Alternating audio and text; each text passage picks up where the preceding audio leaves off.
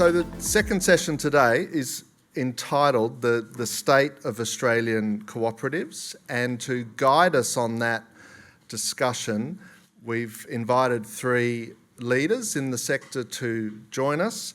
They're all going to make brief presentations initially with slides, and then we've got about hopefully half an hour or so for discussion and questions. So yes, I will introduce the first speaker. Cathy, you're first? Yes, great. So Cathy's the CEO of the Barossa Co-op down in South Australia. She's got a long history in shopping centres and other retailing ventures. But if you don't know the Barossa Co-op in Nuriootna, you should. It's a wonderful achievement, 90 years or so, 80 years, sorry. But a great retailing venture for cooperatives and absolutely central enterprise for the town and the Barossa. So Cathy, you good to? Yeah, you can come up here and please welcome Cathy to the lectern. Is my thing comes off?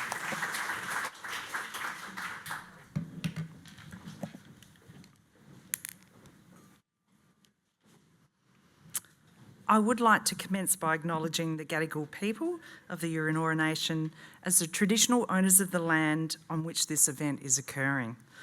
And I extend my respect to all Aboriginal and Torres Island peoples. The rich storytelling history of the world's oldest living culture is what we proudly paid homage to when we share our stories at today's event. Ladies and gentlemen, imagine that the business that you're currently working for or working in is going to be in existence for another 50 years. What would it look like? What big macro challenges would it face? Today, I'm proudly going to share the story of how the Barossa Co-op has built community wealth over the last 80 years and address some of our successes and certainly future challenges now and for the years ahead.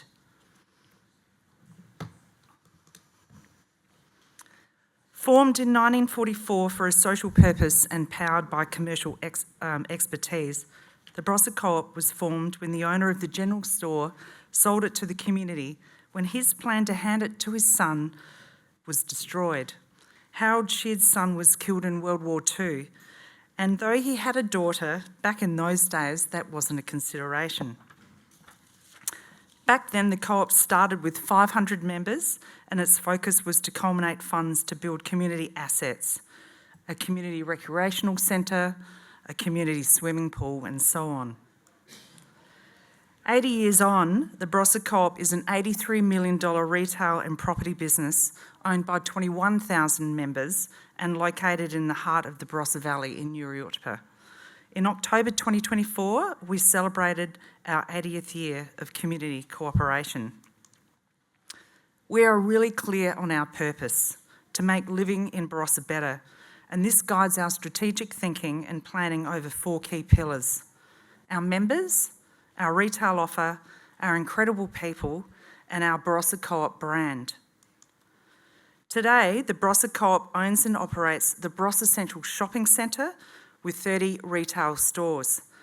But we're a little bit of a weird organisation. We also run retail businesses, including Barossa Fresh Supermarket, one of South Australia's largest independent supermarkets, Barossa Mitre 10, Barossa Better, Intersport Barossa, The Design Studio, Toy World, Barossa Workwear and Barossa Lifestyle. Today, there are over 1,800 cooperatives and mutuals across Australia, with the top 100 generating more than $43 billion in gross revenue and holding $207 billion in assets under management. In addition, co-ops and mutuals provide employment and work opportunities for over 89,000 Australians and have more than 35 million combined memberships. There is no doubt that the cooperative and mutual company structures can be a force. And in fact, in the UK, there are over 400 food cooperative stores and there are 250,000 cooperatives in the EU, owned by 1/3 of the EU population and employing 5.4 million people.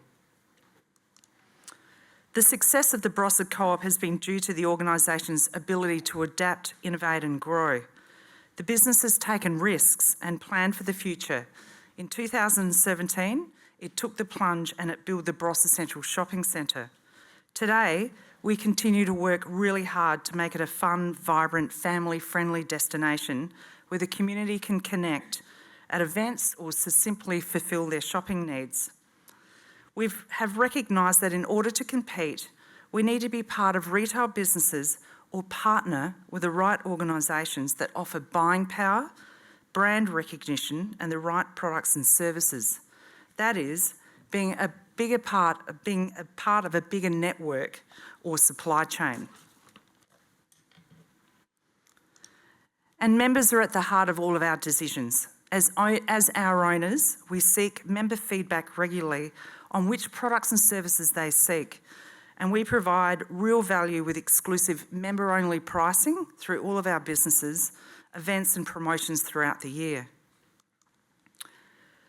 The interest in cooperatives is growing as customers seek stability, ethical actions, sustainability and accountability from their local organisations, and we know that is really important to our younger generations. The cooperative model is based on members and the real value is derived from its community ownership. As Dr. Rebecca Huntley, a well-known researcher and author said, people do not live in economies, they live in societies or communities. So what about the economic impact? Well, based in an internationally recognised wine region, Barossa Co-op provides significant economic value from the employment of more than 320 people, with 90% of them living locally. Over 200 of those team members are employed in Barossa Fresh. And for many of the school kids, working at the Barossa Fresh is quite often their very first job. The additional benefit of just under $15 million wages paid last financial year to the locals, we know is spent in the community.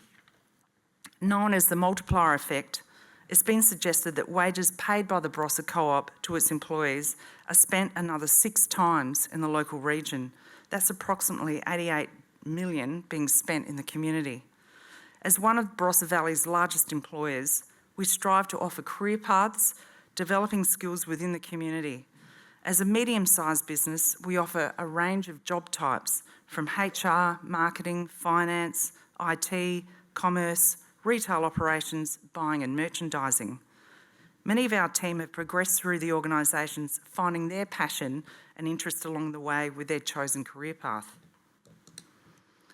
Barossa Co-op proudly promotes and integrates more than 40 local and 71 South Australian businesses in Barossa Fresh and over 25 local and SA suppliers in Mitre 10.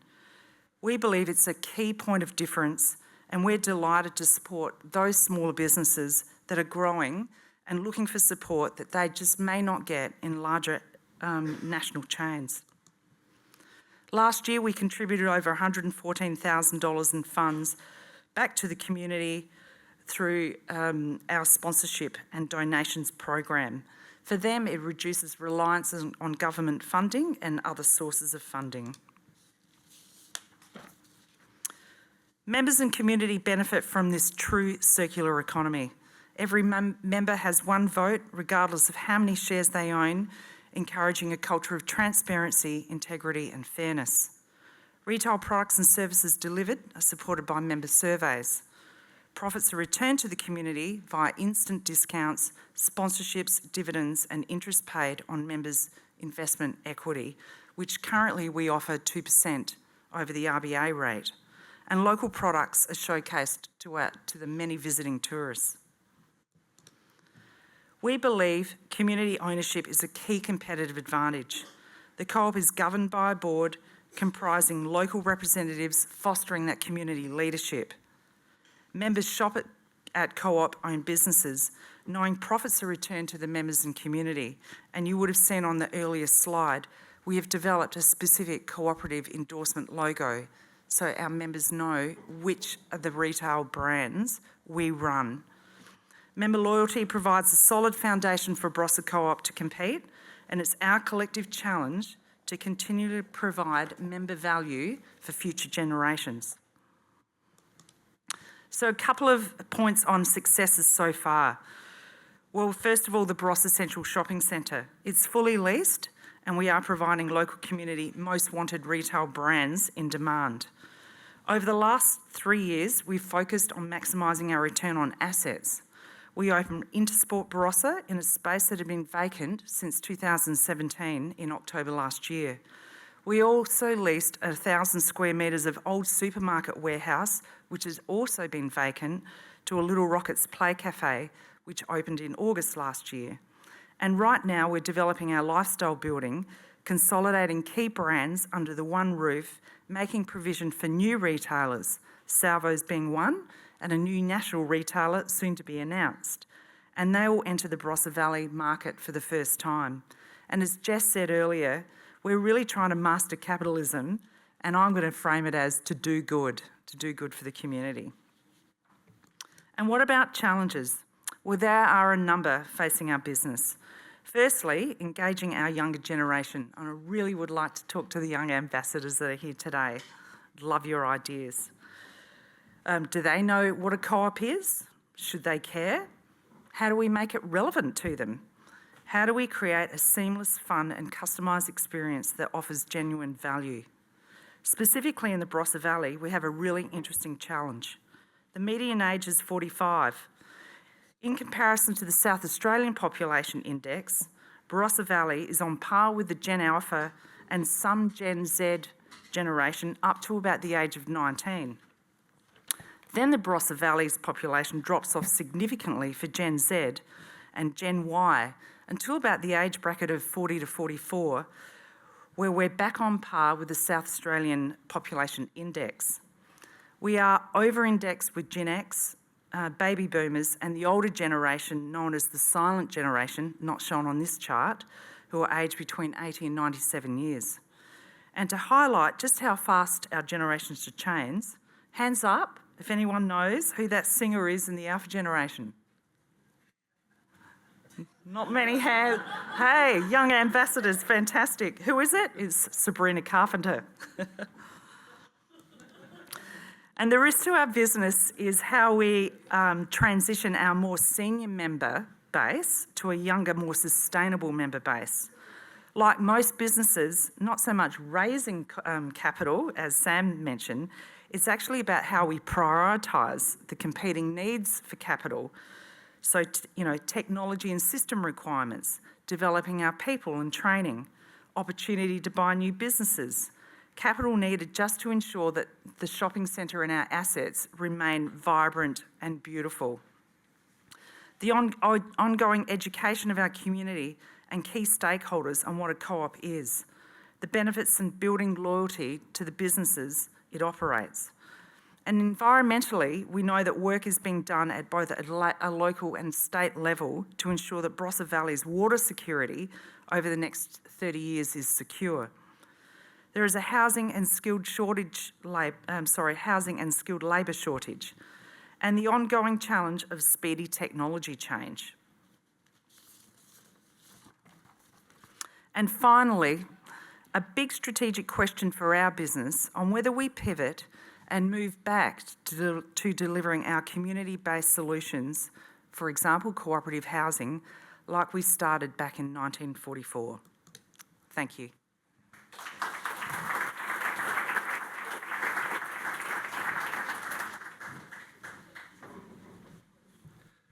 Thanks very much, Cathy. Cathy will be around for the 2 days, so look, you can corner her at any time. She'll be happy to talk. The next speaker is Marissa Costello. She sits on the board of the Federation, and we thank her for that, but she's also the General Manager of Killarney Co-op, 101 or 102 years old, just across the border in Queensland, and fantastic co-op, slowly taking over the whole town. There's one academic in the room that absolutely loves Killarney, Professor Patmore, and it's a place to visit. So please welcome Marissa to the lecture.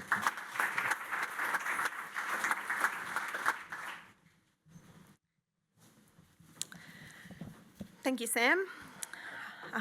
Happy to be here from beautiful Killarney in southeast Queensland. Popped it on the map because not many know where that is. So as Sam said, General Manager of Killarney Co-op. I've been there for 25 years in a couple of different roles, the last 7 as General Manager and Company Secretary there. And I do serve on the Federation Board and really passionate about the role that co-ops can play in the community. So a little about our co-op. I've kept it fairly brief, ready for some questions on the panel discussion. So we were formed in 1922 as a supplier dairy co-op. So pretty similar to what Dr. Lee was talking about earlier with the challenges in the dairy space. 43 cream suppliers invested funds and came together to purchase a butter factory. And they did this on the advice of a young Danish man who was well versed in co-ops, and he sold the benefit to the suppliers. Over the years, dairying declined, as it has in many places, and management and board had the foresight to diversify the business. So that happened gradually over many years, and in the early 70s, the butter factory was closed and the transition from a supplier co-op began. So today, it's a multifaceted retail business. I'll go that way.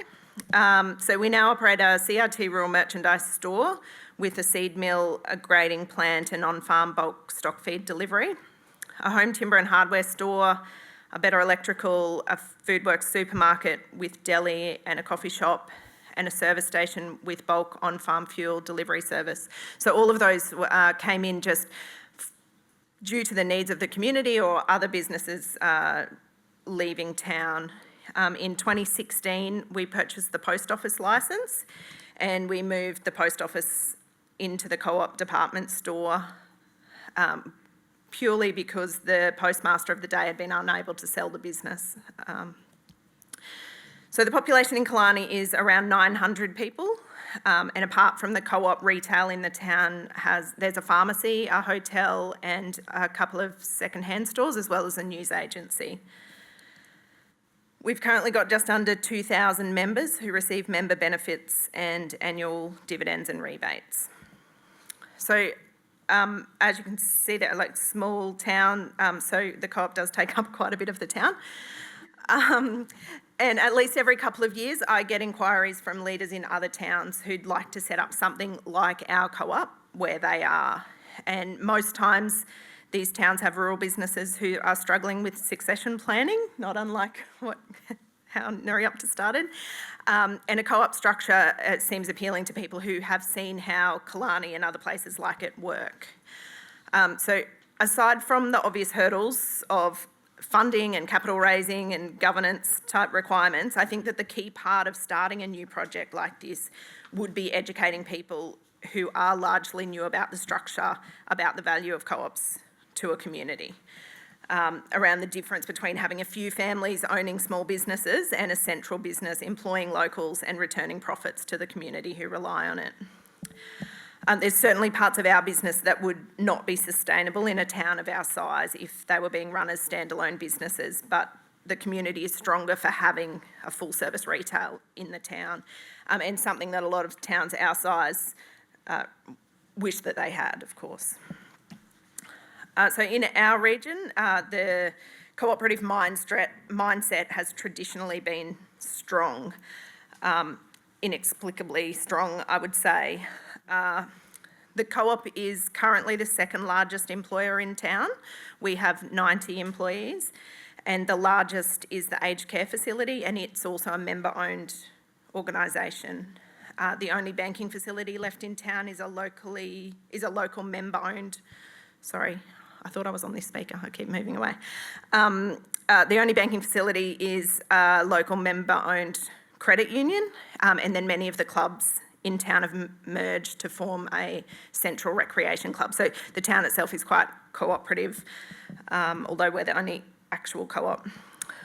So Co-op has always been a business built on loyal, multi-generational members who largely have grown up just knowing the value of a co-op just by growing up in Killarney.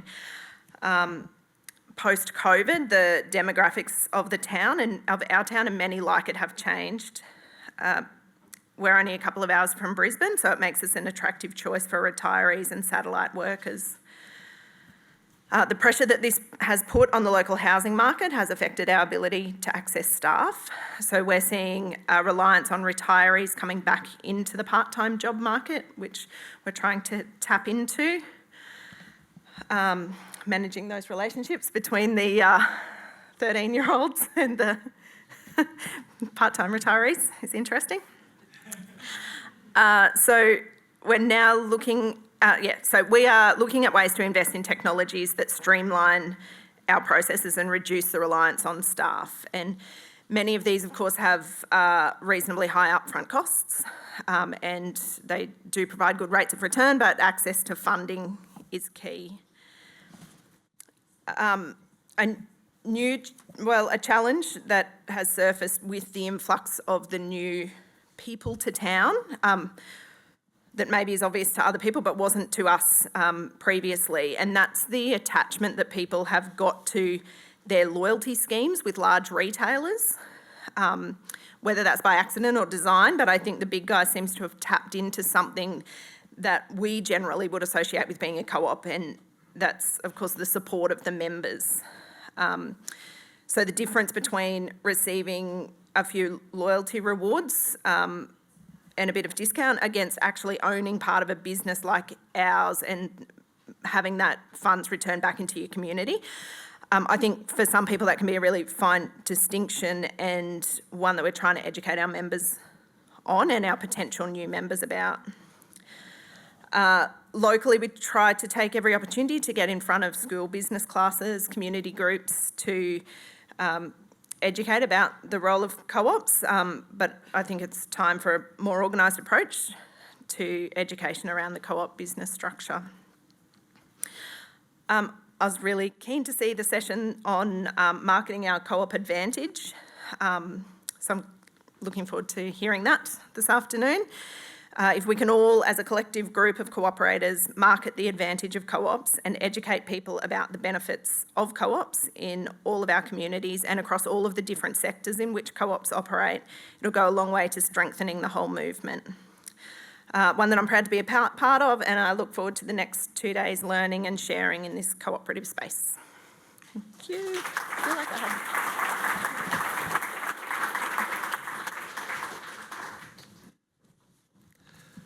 Thanks, Marissa.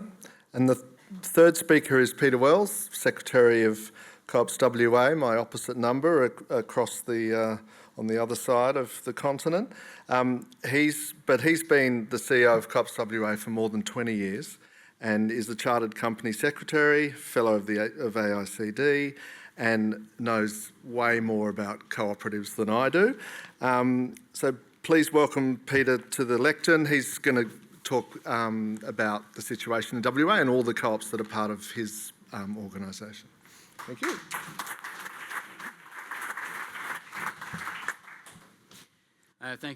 Thank you, Sam.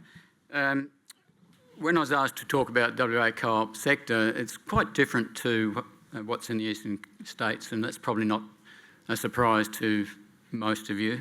Lots of things in WA are different.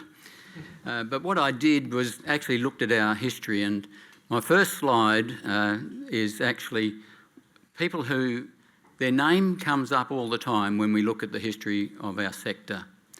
And there's actually 3 surnames there that repeat, and I'll talk a bit more about that shortly.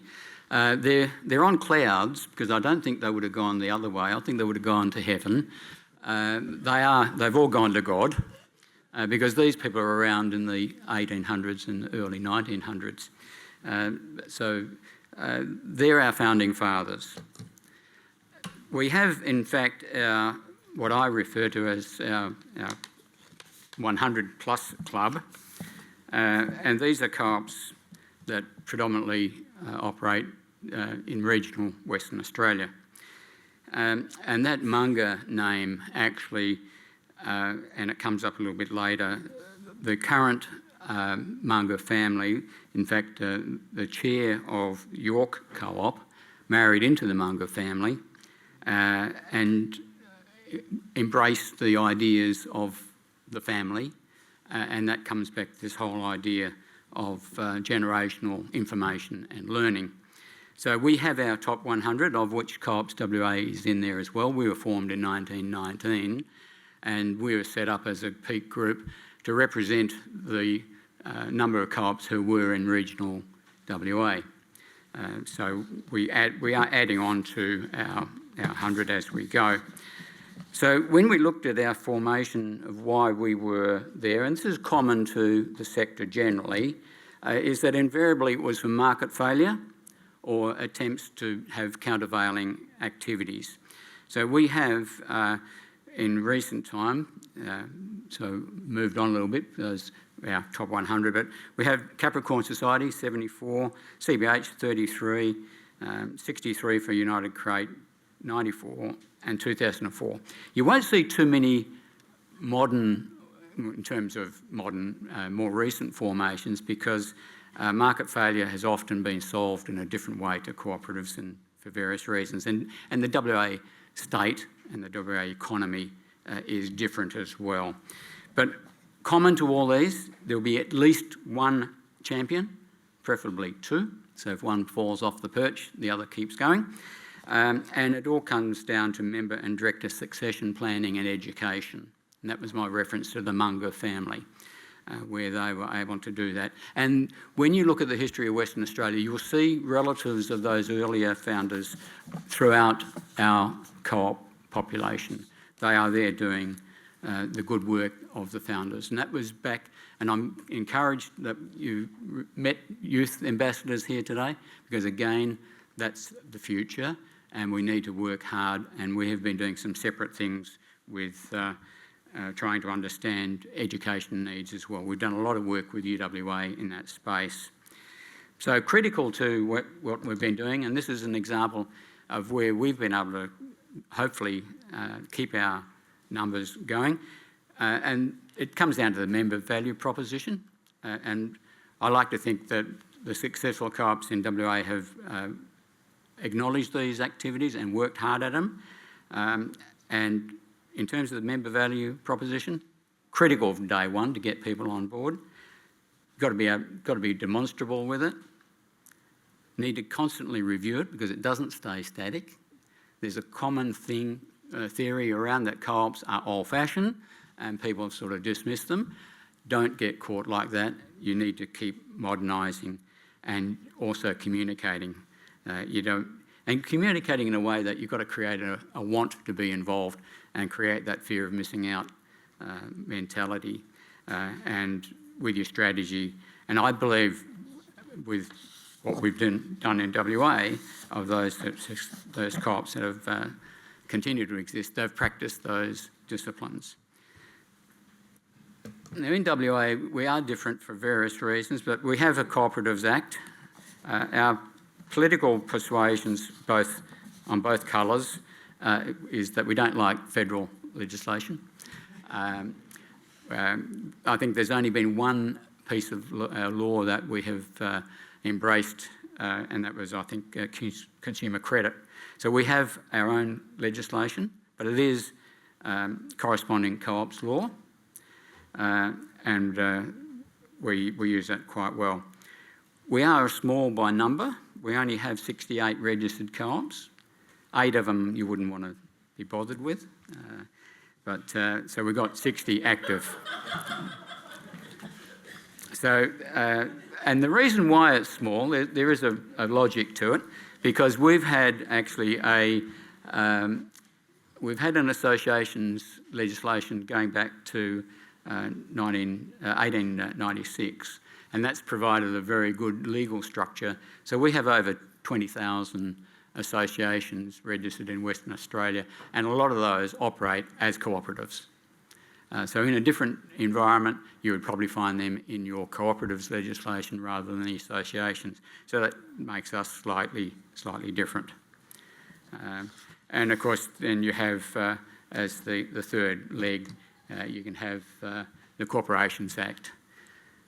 We heard earlier that there's probably only 1,500 or maybe 1,800 co-ops in Australia. You go into the Corps Act, there's almost 3.5 million of them, which is an interesting thing. So they're the legal choices we have in Western Australia. So when we look at what we've done with our co-ops, let's catch up with our notes here. Heard earlier, our big one is CBH, formed in 1933 out of market failure. Very strong cooperative now, has strong values and contributes a lot to our movement in Western Australia and in fact Australia. And it's the top of the 100 revenue earning people in the co-ops. Capricorn Society, which is actually in Australia and New Zealand, our Meat Marketing Corporation, which came out of market failure, Geraldton Fishman's countervailing. So of the top 100, probably, and I didn't put all of them here, but probably the 5 of them represent around 28 or 23% of those dollars. And those figures are sort of published figures. So small, high value, high activity, and long lasting. So we have, I wasn't sure if I was going to use this slide, but I will use it. Is it the size of the dog or is it the fight in the dog? We've got 60 of our active members, but we've got a lot of significant financial wherewithal behind it.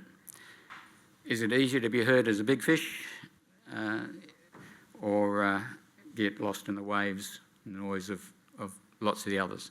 So Western Australia tends to be a bit of an outlier in lots of these areas because of our geographic location and our history. We tend to do things a lot on our own. And there's always the challenge, and I'm not sure I'd be too provocative here, the minister's left, so I can probably say a few of these things now, that there's always a challenge to navigate that maze, the maze being the politicians and their bureaucracy. It's a fascinating thing. I've spent a lot of time in the agri-politics, as in agricultural politics. That's fascinating. Party politics is also fun as well. And it's always hard to work out. You've got to work out what's a bankable comment and what's actually spin, which is always it's always a challenge, and I'm sure Sam experiences that here in Sydney as well. So that's probably a very quick rundown of WA, of our very small sector, but a very significant sector. And I'm going to enjoy hearing other comments during the next, or today and tomorrow. So thank you.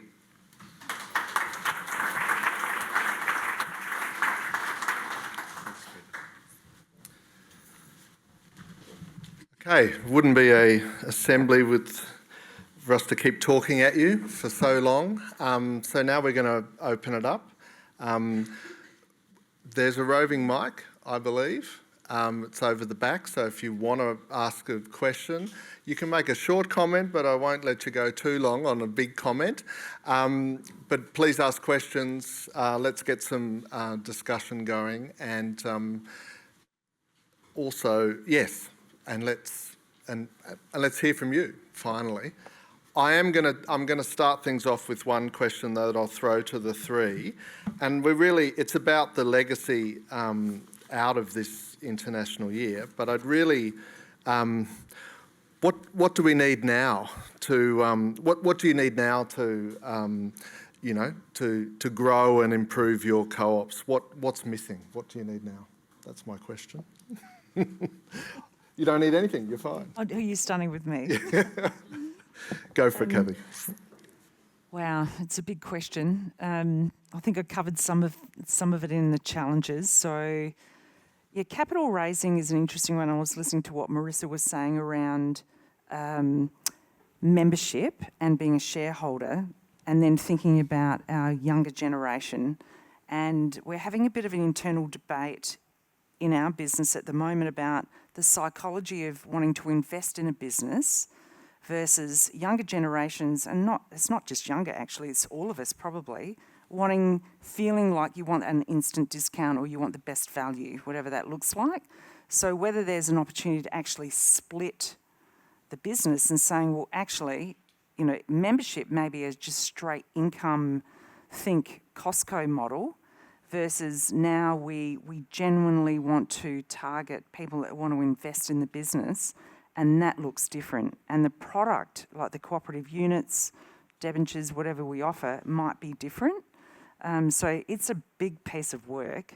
It's probably a 2-year project, because I just keep thinking around what do our generations want right now, and I can't help but think there's a psychology difference between I want to invest in something, and it might be for social cause like keeping the money in the Barossa Valley, versus actually no, I'm going to do my shopping today and I just want the best value, so give me that too.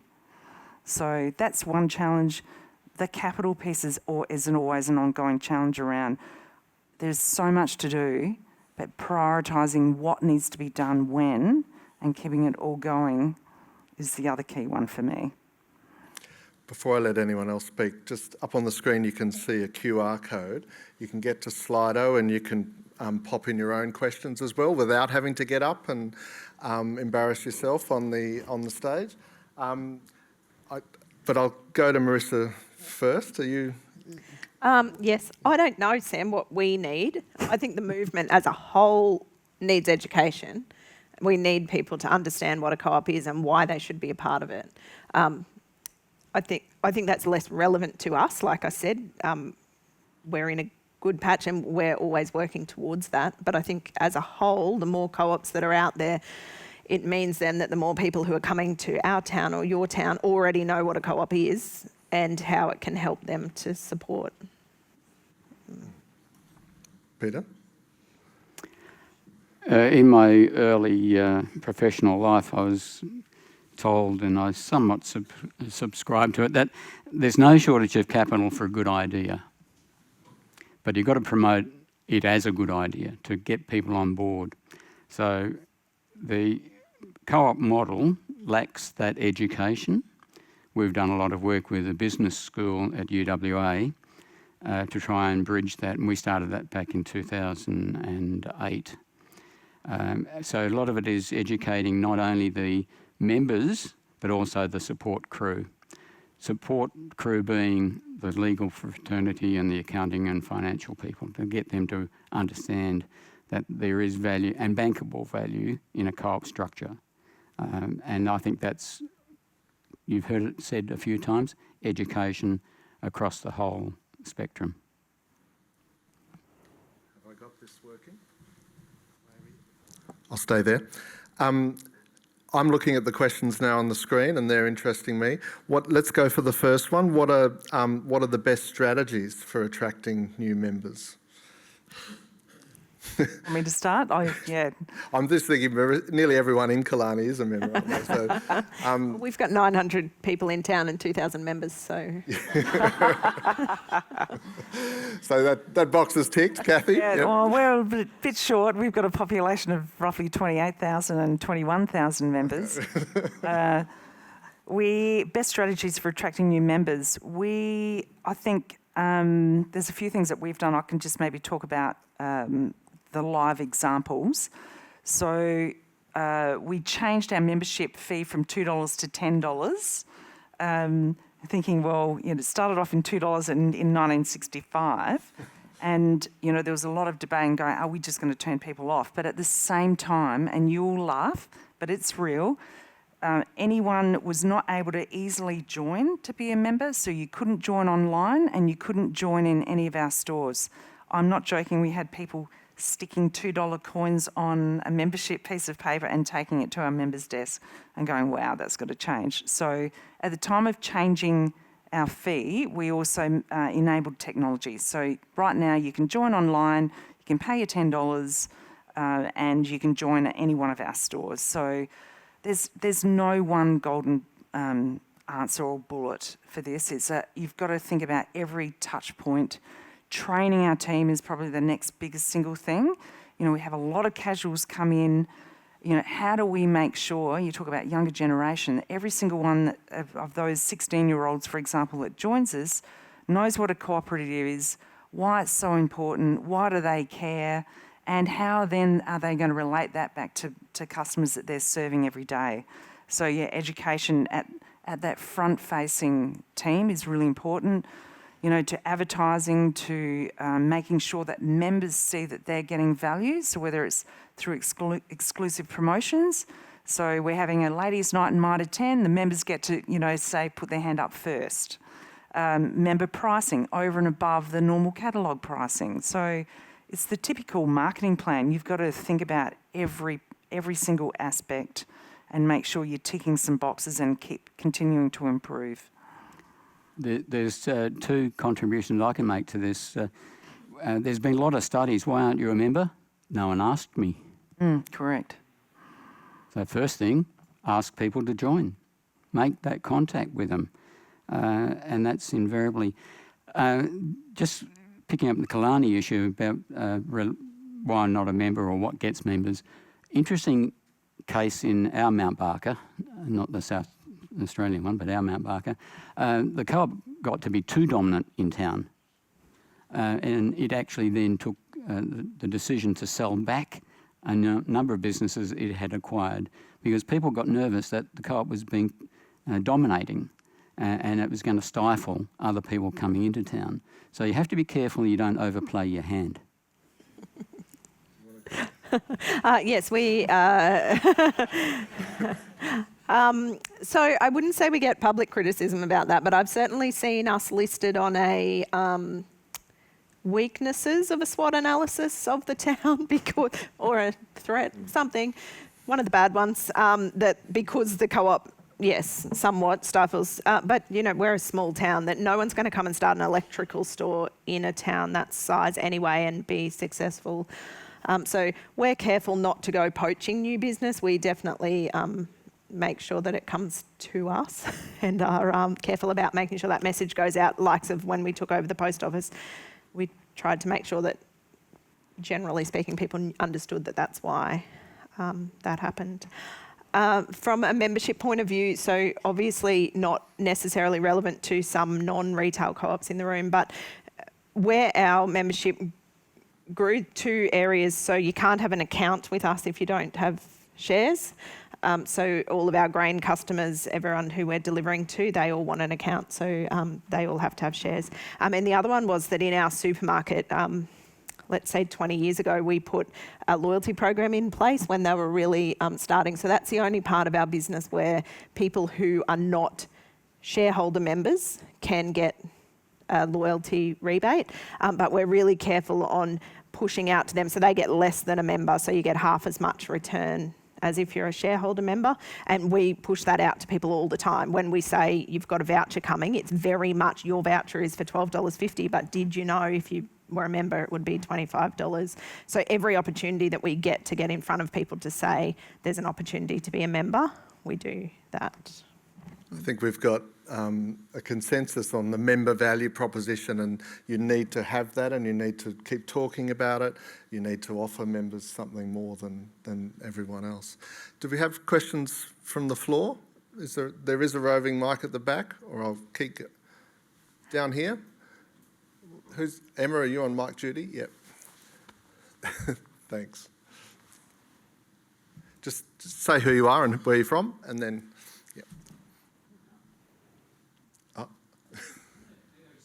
I'm Andrew from Resource Workers Cooperative in Hobart.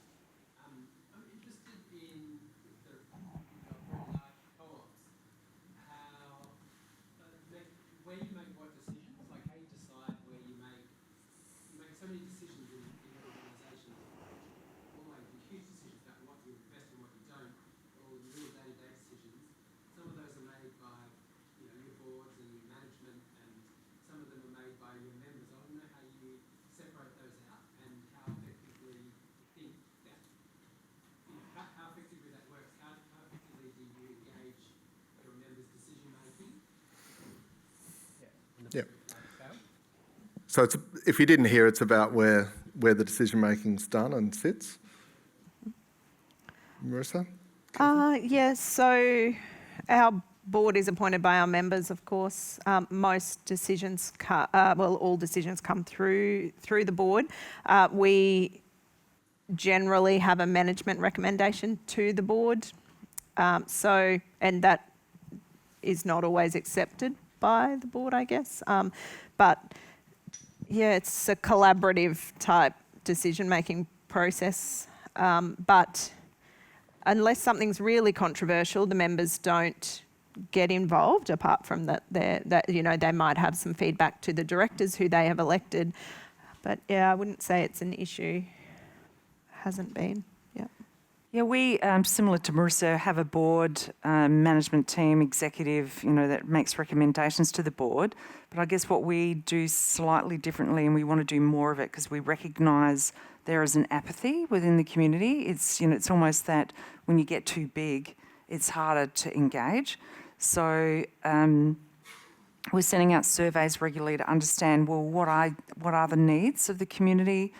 We started just talking about retail and products and services. So because we own a shopping centre, if we can bring services in that the community really wants, that's got to be a really good start. It doesn't always address the challenge that retailers don't want to come or not prepared and they're investing their money elsewhere, but separate issue. And I think the other part of that too, it can take a long time. So to give you an idea, the Salvation Army, when I started at the co-op in 22, were talking to us then, and at a board we all agreed the site that they wanted we didn't think was appropriate. And then 2 years on, we've got a site that they're still happy with and they're about to open. So there's that, so member surveys, but we do want to actually start inviting members into some of the things that we're doing behind the scenes. So for an example, we've started a sustainability working group, well, I call them our champs, which represent really passionate employees across the business that feel really passionate about environment, and getting them to generate the ideas. But we think what a great opportunity to get some key members into that working group as well as some of the retailers in the shopping centres. So we think we just have to do more work and find opportunities to invite members in. Outside of that, if there are complaints, we will lean in and answer straight away. And I'll quite often organise, so I really would like to meet you to stop it's easy to be the keyboard warrior, but those who are genuinely concerned are happy to then meet, and the other ones will not respond when you reach out. So, democracy is a good thing. Yes. Your co-op is very different to a couple of these.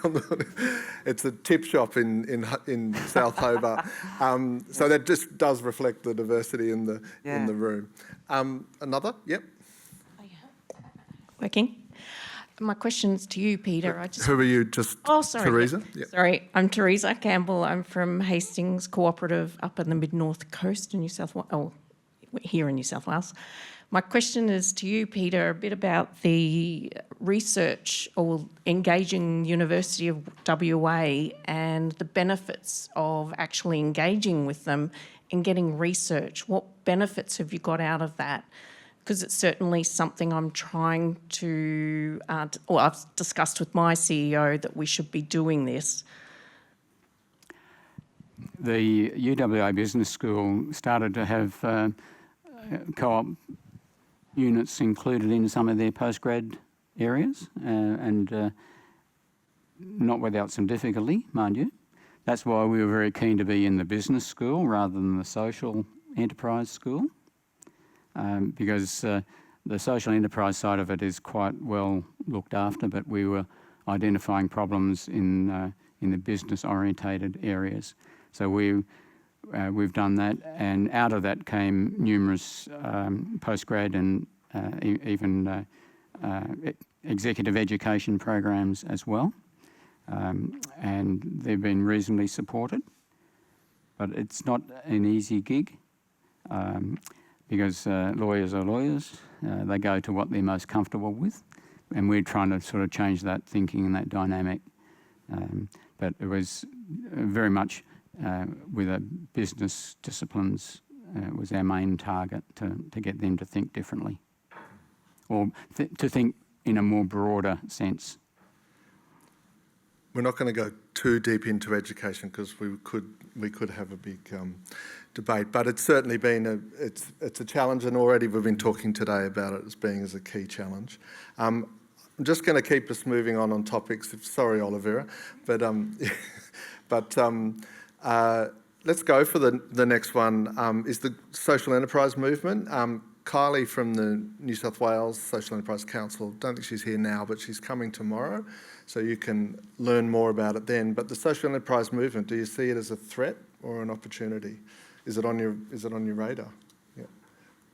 Can you expand about the interpretation or definition of social enterprises? Absolutely. Well, co-ops are the original social enterprise, is how I would say it. But it's a wonderful movement at the moment, the modern social enterprise movement. All or most of our co-ops would qualify as social enterprises, but there's a whole lot of other enterprises around there that form part of that movement. So, no, not on your radar. It's not on my radar, but I think it's definitely an opportunity to collaborate. Yeah. Peter? I think there's commonality through all of this, because when you refer to social enterprise, it's to do good with the money that they can earn, and that's what a lot of co-ops do. So there's not a lot of difference between social enterprise. In fact, I've had someone advocate to me that cooperative bulk handling in WA is a social enterprise, which I found quite difficulty with it. But it was on the basis of supporting local communities with establishing and keeping the numbers in the rural areas for schools, for police stations, post offices, and they saw that as a social enterprise, part of that business. I saw it somewhat differently. I saw it from the point of view that it created a wealth that allowed the community to do itself those things. But that was actually from a one-time director of the organisation. You get different interpretations depending on the individual's experience and their own location and what they choose to advocate. And I always say that the cooperative is the best structure for any social enterprise, really. So it's really the structure you should choose. Other questions from the floor? Yep. I don't need a microphone, I've got a loud voice. I wanted to make a comment on that last discussion, having moved from working in that social enterprise model to a co-op model. The big dilemma with the social enterprise model is it doesn't solve crisis of agency, which the co-op model has the potential to do.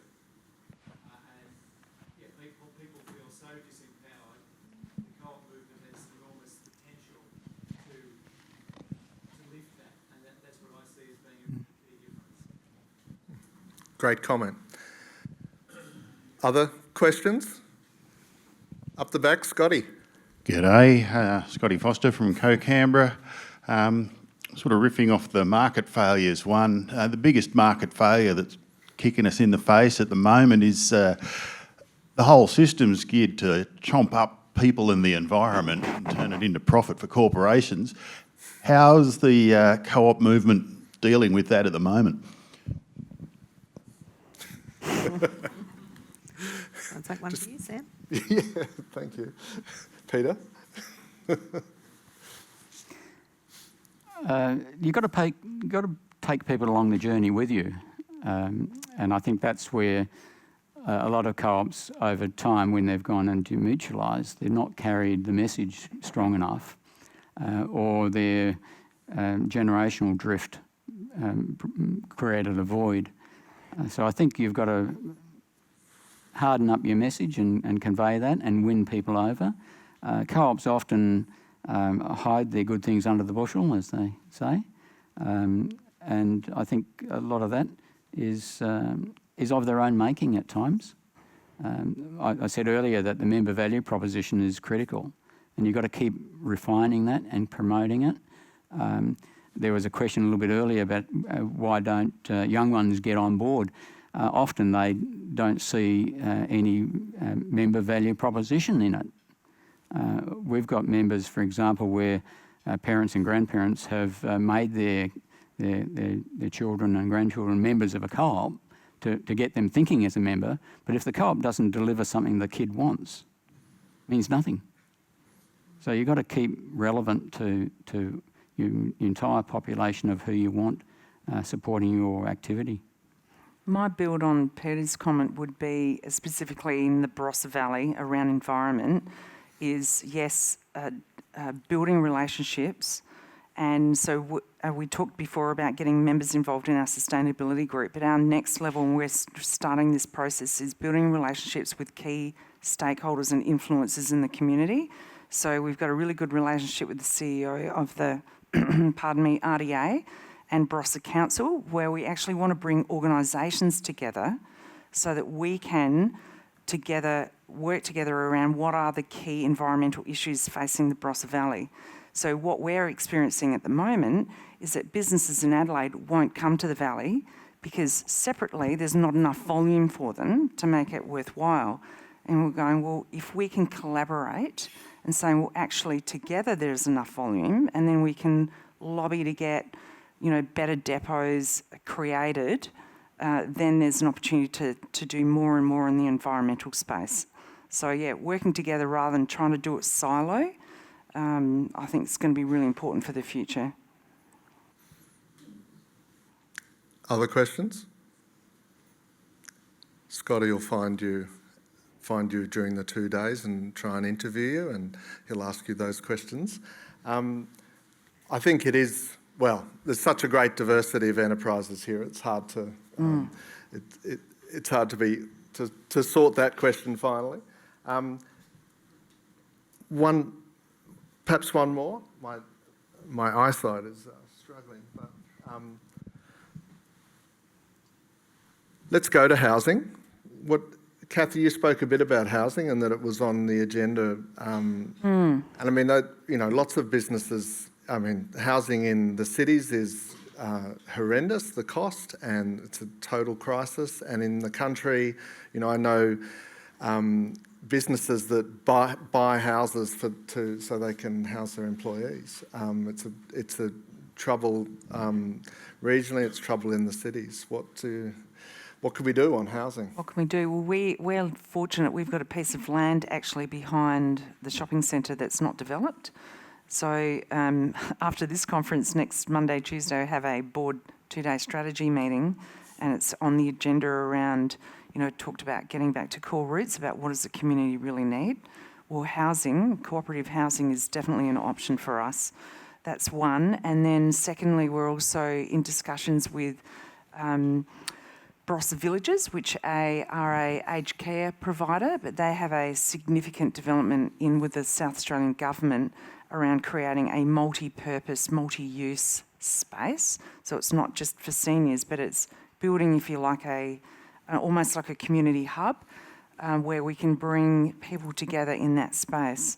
So that's definitely also an opportunity for further housing. So I think, way forward, trying to do everything on your own, collaboration is going to be more and more important. That's our story on housing, but yeah. Marissa? Yes. So I guess the question, do you see values in co-op taking the lead? I do. We have a lot of staff residences and have done since the early days of Butter Factory. So in town, there's no rentals, so it's hard to find staff. So we have quite a few houses. And other businesses, the other 2 major businesses in town do the same thing. They've bought up a heap of houses, and like all the nurses have accommodation. So how that can look, how it looks like in the aged care already in our town is handled by the aged care, which is not a co-op but is a member-owned business. So I think, yes, co-ops should take lead or could, or should they have the capacity, but how we make that an organised approach is the question. We'll be talking about housing throughout the 2 days. I think there'll be discussion about funding and financing of housing, and certainly a session later today. Okay, I'm going to draw it at the end there for now, get you to morning tea. Can I first just ask that you thank the 3 panellists for their presentation? We're back at 11:30, so you've got half an hour. Go outside, have a look at some art, have a coffee, but come back by 11:30 for the great debate. Thanks very much.